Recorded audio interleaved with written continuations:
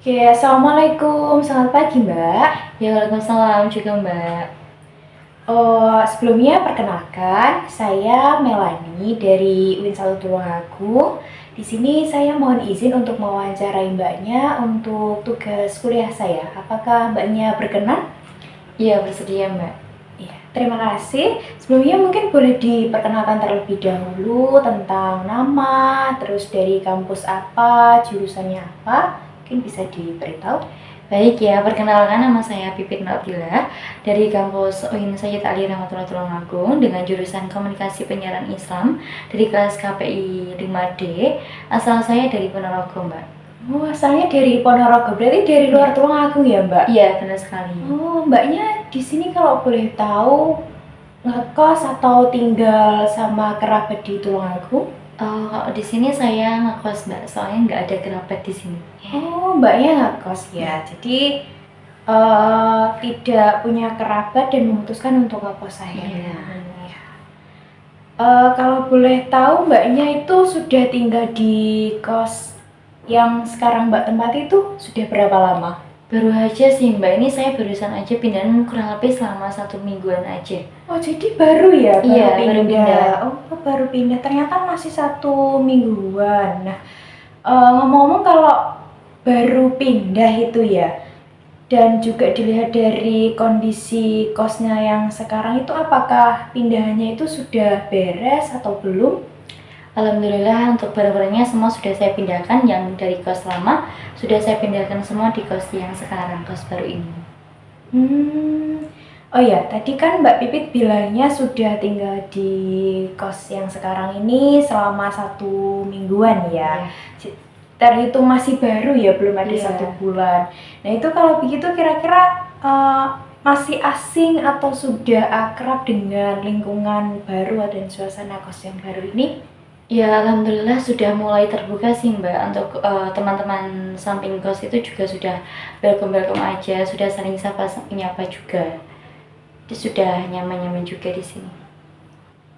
Mbaknya di sini itu tahu info kosnya dari mana? Atau mungkin dulu pernah lihat kos di sini atau bagaimana? Oh iya, dulu itu saya sudah pernah Mbak kos di sini sebelum dari kos lama. Iya. Ya.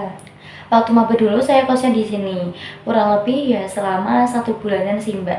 1 bulanan itu saya kos di sini. Terus kemudian saya juga ikut pendaftaran beasiswa dan alhamdulillah keterima. Saya harus pindah ke asrama Mahat Asrama, asrama iya. Mahat kampus. Kemudian selama 1 tahun di situ saya itu pindah di kosan yang lama yang barusan aja pindah itu. Untuk di kos yang lama itu kurang lebih selama 1 tahun sih Mbak, jadi sudah cukup lama juga.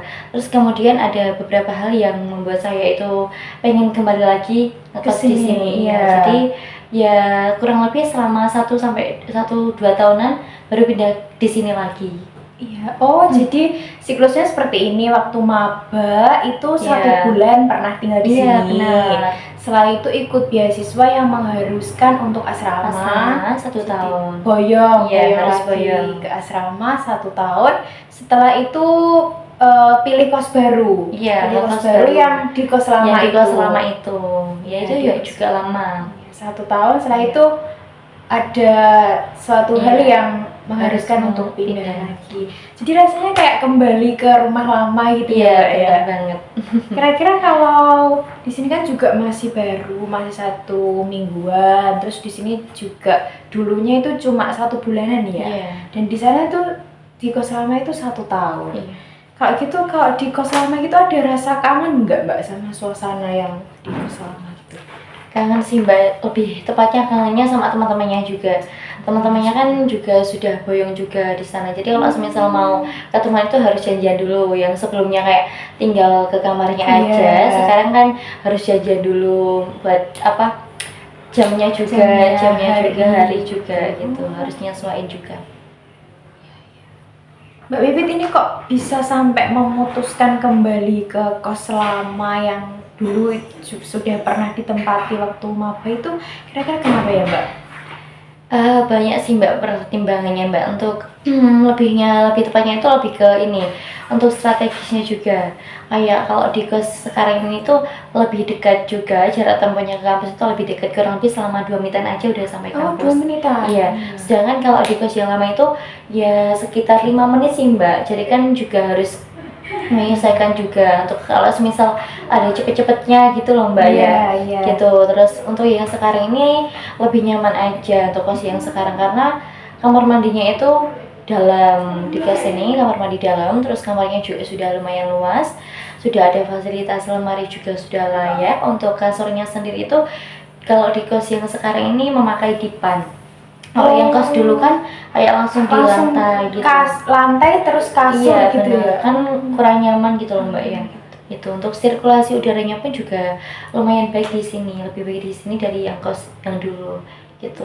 Oh, berarti kalau gitu banyak sekali ya Mbak pembedanya. Tadi Iya. mulai dari jarak tempuhnya, Iya. setelah itu fasilitasnya di sini di kos barunya itu juga sudah kamar mandi dalam. Jadi kesannya kayak lebih private gitu. Iya, Kita benar punya sekali. ruang. Kalau di kos yang lama itu kan kamar mandi luar, berarti Iya. harus antri gitu kalau mandi. Iya, kadang biasanya itu kalau semisal cepet-cepet saling sama-sama Iya, masuk itu mesti masuk. harus antri dulu. Maksudnya kayak gantian dulu sama teman kos yang lainnya, teman kamar yang lainnya gitu. Jadi kayak nggak bisa tenang gitu lah Mbak kalau semisal mau Iya. mandi, mau lama-lama di kamar mandi pun juga nggak enak gitu. Harus siap-siapnya itu lebih prepare banget, Iya, lebih benar. pagi, Harus lebih pagi. lebih awal juga. Jadi kalau dilihat dari yang Mbak Pipit katakan tadi itu bisa dikatakan sudah nyaman ya di kos baru. Iya, sudah nyaman di sini. Nah, yang mau saya tahu ini kan Mbak Pipit itu kan dari luar Tulungagung, pasti kebutuhannya juga banyak ya. Iya. Kalau boleh bandingin tentang harga, kira-kira dari beberapa fasilitas yang sudah Mbak Pipit sebutkan tadi, itu bisa dikatakan worth it dan layak direkomendasikan kepada teman-teman yang lain? Iya sih Mbak, menurut aku itu ya worth it sih di sini Mbak. Soalnya kan untuk fasilitas juga udah oke. Terus untuk parkirnya juga udah oke, lingkungannya juga udah oke, kamar mandinya pun juga dalam. Jadi ya private gitu. Kayak dengan harga yang segini itu juga udah lumayan, udah sesuai gitu. Kalau di sana kan emang harganya lebih miring dari yang di sini, tapi ya itu tadi itu fasilitasnya juga kurang gitu menurut aku Mbak. Jadi harga sudah menentukan kualitas Iya, gitu benar ya. sekali. Ya, kualitas itu rupanya. Kalau untuk tadi kan dari fasilitas Mbak Pipit sudah ngerasa nyaman, sudah kayak tempat tinggal sendiri. Kalau ngomong-ngomong tentang teman sekosan, itu gimana ya Mbak? Apakah sudah kenal atau masih malu-malu atau mungkin ketika Mbak Pipit pindah pertama kali itu kira-kira apa yang ditanyakan ke mereka untuk mencari informasi di iya. kos baru ini? Untuk kalau sama teman kamar samping ya kayak kamar kos yang lainnya gitu sudah welcome aja sih Mbak, teman-temannya juga. Sempat ini juga saya juga sempat tanya-tanya terkait kayak ukuran bed covernya berapa. Soalnya walaupun pernah di sini itu udah lupa Mbak Iya, ukurannya sudah berapa. lama juga. Sudah lama juga udah lupa.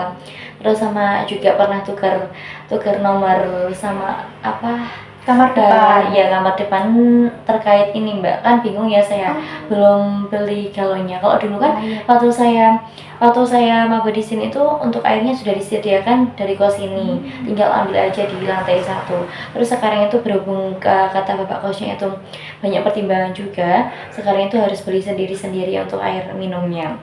Jadi ya saya tanya-tanya sama Mbak kamar yang lainnya depan kos saya ini untuk nomor galonnya, nomor air minumnya. Jadi minta nomornya sama Mbak kamarnya. Mbak Pipit tadi kan sudah cerita tentang pindahannya juga ya. Kalau masih selama tinggal di kos baru ini masih 1 mingguan ya.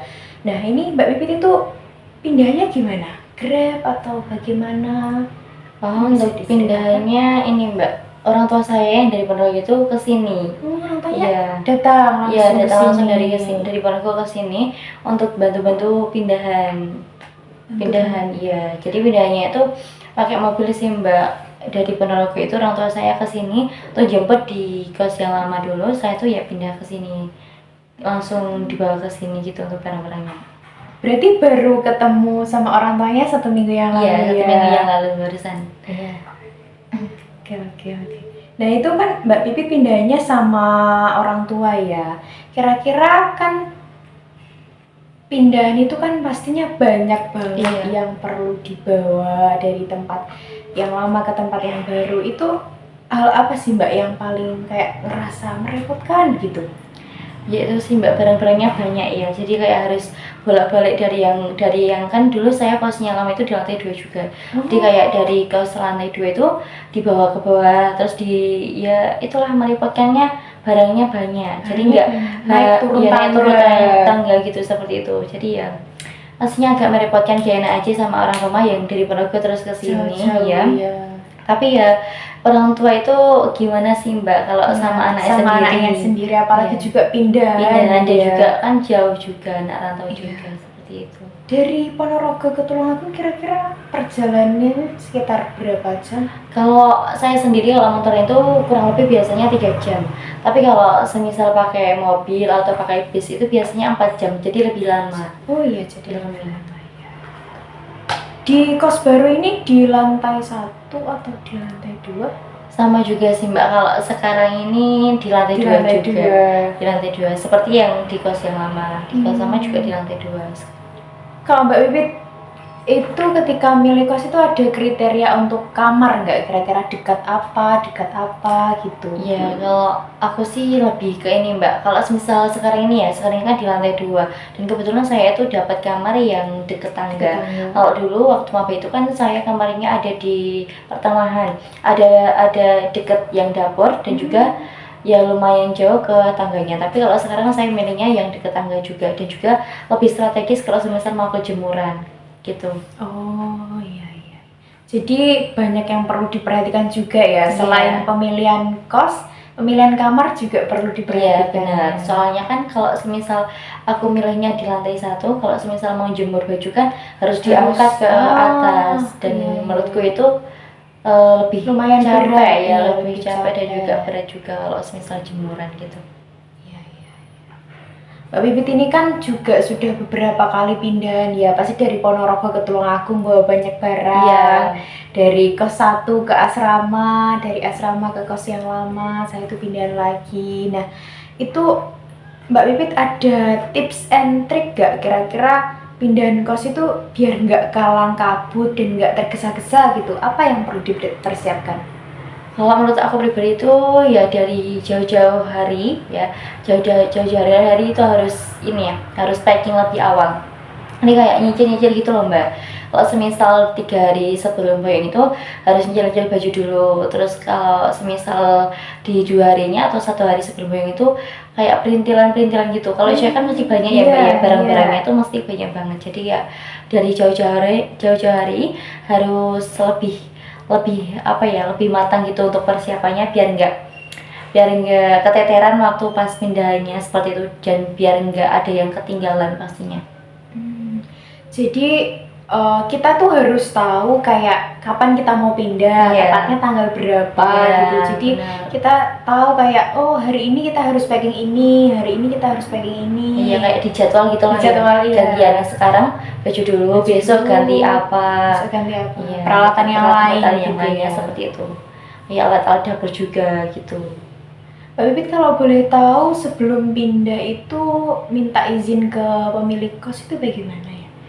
Kalau aku itu yang di kos lama itu kan kebetulan ibu kosnya itu kan satu atap juga sama tinggal di satu atap. Iya, tinggal satu kosan di situ. Jadi kalau misal mau izin atau mau pamitan itu enak gitu Mbak. Kemarin itu saya izinnya pamitannya itu di 1 hari sebelumnya, di malam harinya sebelum besok boyongnya gitu. Terus kemudian besoknya gitu kan orang tuanya sudah datang, jadi juga pamitan lagi gitu. Kalau memutuskan untuk kembali ke sini itu Mbak Pipit kontak bapak ibunya kos terlebih dahulu, jauh-jauh hari gitu juga ya? Saya itu dulunya itu waktunya ini ada informasi di nemu info di TikTok ini mempromosikan ini juga. Terus daripada cari kos baru lagi mending balik aja di kos yang lama gitu. Terus kan kebetulan saya masih punya nomor kontak bapaknya kos ini. Saya langsung tanya-tanya apakah masih ada kamar yang Kamar yang kosong kosong. gitu. Ya kebetulan ada, dan juga dicarikan tempat yang strategis ini tadi di lantai 2 dekat tangga juga. Jadi kembali ke rumah lama gitu ya Iya, Mbak ya. bener banget, kembali ke rumah lama rasanya itu. Ya tadi kan Mbak Pipit sudah menjelaskan tentang tips and trik untuk pindahan kos biar nggak kalang kabut, biar nggak keteteran gitu ya. Nah ini yang terakhir mungkin bisa diberitahu tentang tips and trik untuk memilih kos supaya kita tuh ngerasa nyaman waktu tinggal sendirian. Karena kita kan karena Mbak Pipit sendiri kan juga rantau, pasti ada kriteria tersendiri untuk bisa merasa nyaman di tempat baru gitu. Iya, kalau menurut aku itu poin utamanya itu harus bersih sih Mbak. Kalau menurut aku tuh kalau semisal kosnya itu kotor ya, kayak jarang dibersihkan, itu kan kurang nyaman dari kitanya, kurang nyaman. Jadi menurut aku kalau semisal mau cari-cari kos itu kita bisa searching dulu lewat kayak aplikasi TikTok, itu sudah banyak ya yang mempromosikan seperti itu, atau enggak di Google Maps. Setelah itu kalau udah fix atau lebih enaknya lagi tuh survei langsung Mbak. Iya. Kan bisa tahu bagaimana kondisi kosnya itu, suasana kosnya juga, kayak tempatnya itu layak enggaknya, bersih enggaknya, seperti itu. Jadi memvalidasi apa yang kita lihat dari sosial media Iya, gitu ya. benar banget. Kan biasanya kayak ada yang beda gitu Beda, ya. iya. Kalau di sosmed itu lebih gini, terus kenyataannya, keadaannya langsung waktu kita lihat langsung ada yang kayak gitu. berbeda. Kalau Mbak Pipit ketika lihat di TikTok atau di Google Maps dan survei langsung, gimana menurut Mbak Pipit di kos baru ini? Ya sudah ini Mbak, sudah sama, hampir sama persis. Soalnya kan dulunya juga sudah di sini, jadi iya. udah tahu gitu, kayak tempat parkirnya itu di sana, dapurnya itu di sana, kayak kamar mandinya itu ukurannya segini, kamarnya segini, udah dapat fasilitas apa saja gitu. Terima kasih Mbak Pipit, terima kasih Oke, banyak sama-sama sebelumnya. juga Mbak Melani.